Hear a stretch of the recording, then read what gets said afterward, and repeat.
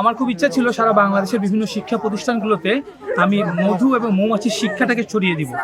তো আমার খুব সৌভাগ্য, এশিয়ান ইউনিভার্সিটি ফর ওমেন এই কর্তৃপক্ষ আমার সাথে যোগাযোগ করেছে এবং তারা তাদের ক্যাম্পাসের মধ্যে প্রচুর গাছ লাগিয়েছে। এই গাছের ফলনের জন্য তারা মৌমাছি নেওয়ার জন্য আগ্রহ দেখিয়েছে। আমি আমার বন্ধু সাদ্দামের সহযোগিতায় মৌমাছি এনে এখানে বসিয়েছি। ভবিষ্যৎ হোক নিরাপদ, বিনিয়োগ হোক বিশ্বস্ত, আর আমার পছন্দ সল্ট বে।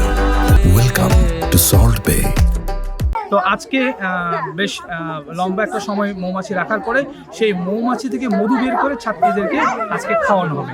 এই উপলক্ষে আমি একটা ফেস্টিভ্যাল, একটা এক্সিবিশনের আয়োজন করেছি এবং আমার মূল লক্ষ্য হলো মধুকে চেনানো মানুষ। আমি এখানকার টেবিল বসিয়েছি যেখানে ডিফারেন্ট টাইপস অফ হানি মধুগুলোকে আমি এখানে রেখেছি। মধুর অন্যান্য পণ্যগুলো কী কী, মধু মৌমাছি, তার বিষ আছে, তার পোলেন আছে, তার প্রোপোলিস আছে, মোম আছে, এগুলোর সাথে পরিচয় করানো। আমরা এই পাহাড়টার নাম দিয়েছি গ্রাজুয়েট হিল। সো এখন থেকে আমাদের যত গ্রাজুয়েট হবে সব গ্রাজুয়েটরা এখানে গাছ লাগাবে এবং ওদের স্বপ্নের বীজ এখানে বপন করে যাবেন।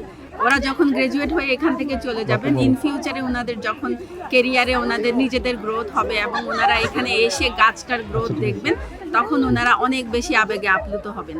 এইটাই আমাদের প্রত্যাশা। আমাদের আজকে আমাদের 250টা মেয়ে গ্রাজুয়েট হয়েছে, 200 জন মেয়ে গাছ লাগিয়েছে আজকে এবং তারা ওই পাশের হিলে লাগিয়েছে আপনারা দেখেছেন।